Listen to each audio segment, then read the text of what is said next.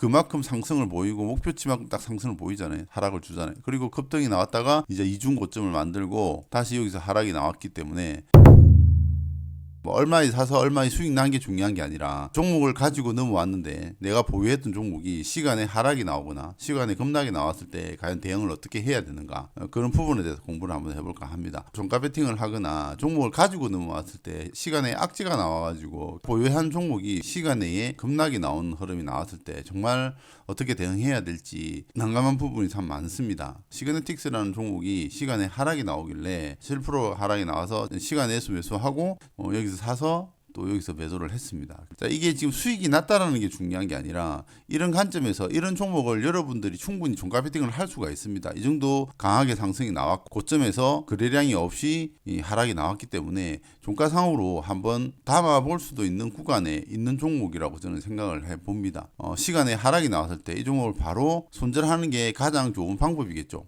일단 악재가 나와서 하락이 나왔기 때문에 23년 연결 영업 손실이 149억, 150억의 적자가 나와가지고 적자 뉴스가 나오면서 시간에 이제 하락이 나왔는데요. 당연히 이렇게 적자 공시가 나오면은 주가는 급락이 나올 수밖에 없습니다. 그럼 그럴 때는 이 종목에 대한 기술적 분석으로 들어갈 수밖에 없습니다. 자, 이 종목이 왜 상승했는지를 우리가 한번 살펴봐야 되겠죠. 이 구간에서 상승이 나왔을 때, 이 양봉이 나왔을 때 누구의 수급이 들어와서 상승이 나왔냐 하면 기관들의 수급이 들어와서 상승이 나왔습니다. 기관들이 3일 동안 20일부터 22일까지 이 구간에 3일 동안 기관들의 매수세가 들어오면서 상승이 나왔고요. 고점에서 23일, 26일에는 외국인들의 매수세가 들어오면서 여기서부터 조정을 받기 시작했습니다. 자, 뭐 조정을 받았고요.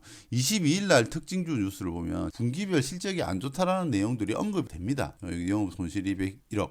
양봉이 나와서 상승을 하면서도 실적에 대한 이야기가 살짝 언급이 됩니다. 분기별 적자가 나왔다라고 이야기를 했고 23일 날 손실 149억이라는 적자 뉴스가 나오면서 시간에 이제 7% 급락이 나왔는데요. 이제 우리가 가지고 있는 종목이거나 깔끔하게 상승을 보이고 고점에서 음봉을 하나 터뜨리고 또 외국인들의 매수세가 들어오고 기관들의 매도가 나왔고 수급이 주체가 바뀌어버린 거죠. 그럼 결국은 기관들이 여기서 올려가지고 기관들 물량을 외국인들한테 넘기고 시간에 악재 뉴스 나오면서 이제 개파락이 나왔는데 외국인들이 물량을 받았고 한 번 정도는 위로 쏴주면서 물량 정리를 하지 않겠나, 이렇게 왔던 종목이 한 번에 이렇게 죽는 것보다는 한 번 정도는 기술적 반등을 주고 죽지 않겠나라는 관점에서는 단기 매매 타점을 잡을 수는 있다라고 저는 봅니다. 그럼 여기서 이제 두 가지 생각이 벌리는 거죠. 악재 나온 종목은 우리가 매매를 하면 안 된다라는 생각과 또 악재를 나오더라도 기술적 반등을 우리가 노려볼 수 있다라는 측면이 두 가지가 존재하게 되는 거죠. 지금까지 제가 말씀드렸던 이슈 뉴스를 보고 기술적 분석을 해서 타점을 잡아 들어가는 매매를 우리가 하기 때문에 오늘 사서 오늘 팔 거고 단기간에 기술적 반등 구간만 우리가 노려보면 된다라고 저는 봅니다. 기관들의 패턴은 기관들이 사서 올려놓고 외국인들이 받아서 물량을 돌리니까 프로그램이 들어와서 매수해서 한번 위로 쏘았다가 정리하고 빠지겠죠. 이런 시나리오가 일단 형성이 되는 거기 때문에 그만큼 상승을 보이고 목표치만큼 딱 상승을 보이잖아요. 상승을 보이고 하락을 주잖아요. 그리고 급등이 나왔다가 이제 이중 고점을 만들고 다시 여기서 하락이 나왔기 때문에 이 구간에서 이제 이렇게 마감이 됐잖아요. 전일 마감이 됐을 때 이 라인을 딱 지켜놓고 마감을 했습니다. 그리고 시간에 급락이 나왔기 때문에 시간에 급락이 나왔다고 보면 매수 타점을 잡을 수 있는 구간이 이렇게 구간이 나오게 되는 거죠. N자형이 이제 목표치가 여기가 되는 거죠. 하락 목표치가. 양봉에 뭘 보라고 했습니까? 요 라인이 또 겹치는 구간이 되는 거고요.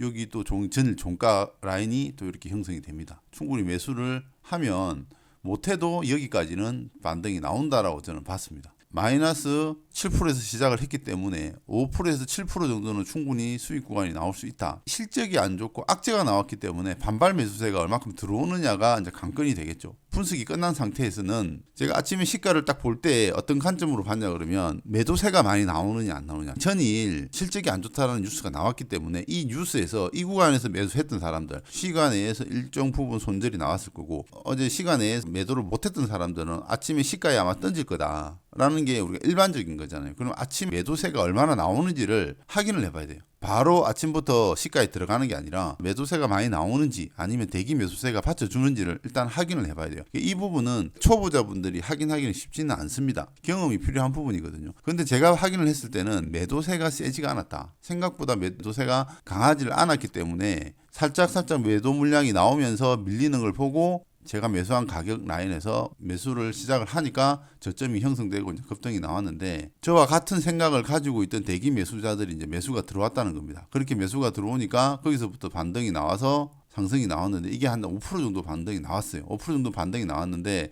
여기서 기술적 반등이 나오면 어디까지 본다? 요 라인까지를 볼 수가 있었다. 그러면 최소 목표했던 수익률은 5에서 한 7, 8% 정도까지는 생각을 했는데, 들어오는 매수세가 약하다는 거예요. 생각보다 약했기 때문에 많이 못 가겠다라는 생각으로 한 5% 정도 구간에서 제가 이제 매도를 다 치고 빠져나왔습니다. 매수자 입장에서는 저점에서 사서 이런 라인들, 시가와 종가 라인에서 분할 매수를 해서 급등이 나오면 팔고 나오지만, 여러분들이 보유자 입장이라고 가정하면 시가에서 무턱대고 던지는 것보다는 매도세가 많이 나온다 그러면 당연히 시가에 던지는 게 맞겠죠. 한 박자 두 박자 정도는 지켜보고 기술적 반등을 이용을 해서 이런 구간에서 매도하는 것도 손실률을 좀 줄이고 매도하는 하나의 방법이 될 수 있다고 봅니다. 주가가 급등이 나온 상태에서 장 마감 이후에 악재가 나와서 개발하기 나왔다. 악재의 크기에 따라서 매수를 할 수도 있고 바로 또 매도를 해야 되는 상황이 발생을 할 수가 있는데요. 그 부분이 굉장히 좀 애매합니다. 그 뉴스를 해석하는 방법에 따라서 대응법이 다르기 때문에 그거는 제가 명확하게 말씀드릴 수는 없지만, 분기별 실적이 안 좋다라는 부분을 뉴스에서 나왔고, 최종적으로 장 마감 이후에 악재 뉴스가 나오면서 급락이 나왔기 때문에 다음날 매도세가 많이 나오면 당연히 매수를 하면 안 되고요. 또 매수를 해서 기술적 반등을 한번 노려볼 수가 있는 구간이 되겠습니다. 여기서도 보이지만 5일선에 대한 강력한 지지 라인들이 형성되기 때문에 5일선 하나만 보고 들어가는 게 아니라 이런 종합적인 판단, 5일선과 이런 시가 전가와 전일 시간외의 현상과 이 종목에 대한 흐름과 이런 것들을 판단을 해서 결정적인 자리에서 매수해서 10% 20% 노리는 게 아니라 3에서 5% 정도 기술적 반등을 이용해서 매도를 할 수 있다면 이 또한 하나의 매매 방법이 아니겠는가 생각이 들고요. 이런 고점에서 기관들과 외국인들의 플레이를 어떤 식으로 가는지도 한번 면밀히 살펴볼 필요가 있다. 3양봉이 나왔을 때가 기관들의 매수세가 강하게 들어왔고, 고점에서 그 물량을 누가 받아줬다? 외국인들이 받아주면서 기관들이 강하게 들어오면서 급등을 시키고, 얘들은 이미 알았지 않았나 생각을 우리가 한번 해볼 수도 있겠죠. 개인들은 당연히 강하게 상승이 나오고 5일선 위로서 전 고점을 넘어가는 강한 상승이 나오니까 한번 매수세에 따라 들어갔다가 하락을 얻어맞게 되는 거죠. 기관과 외국인들의 수급을 분석하는 게 단순하게 볼 게 아니라, 얘네들도 매수세가 들어오면, 기관과 외국인들의 매수세가 들어오면 추종 매수세가 들어온다는 걸 알고 있기 때문에 그런 것들을 다 이용을 해서 하는 겁니다. 오늘 프로그램 매수가 많이 들어왔다고 해서 내일 급등이 나올 거라 생각은 안 합니다. 오늘 프로그램 매수가 많이 들어오면 하루 정도는 그 여파가 이어진다라고 보고, 이틀 3일 지나면 그 프로그램 매수에 대한 부분은 종목 선정에서 반영을 하질 않습니다. 프로그램 매수라는 거는 당일 들어올 때의 수급 개선 효과를 보고 극대화시키는 거거든요. 지금 프로그램에서 매수세가 많이 들어온다고 하는 것은 지금 현재 수급이 좋다라는 거고, 그 수급이 매도세를 멈추게 만들고 매수세를 더 극대화시킬 수 있는 작용을 하기 때문에 당일 프로그램 매수가 들어온 거에 대해서는 굉장히 좋은 점수를 두고 매매에 반영을 많이 하지만, 하루 이틀 지나면 그 부분에 대해서는 오히려 차익 매물이 나올 수 있는 하나의 요인이 되기 때문에 그런 것들은 좀 면밀히 살펴보고 생각을 해야 된다.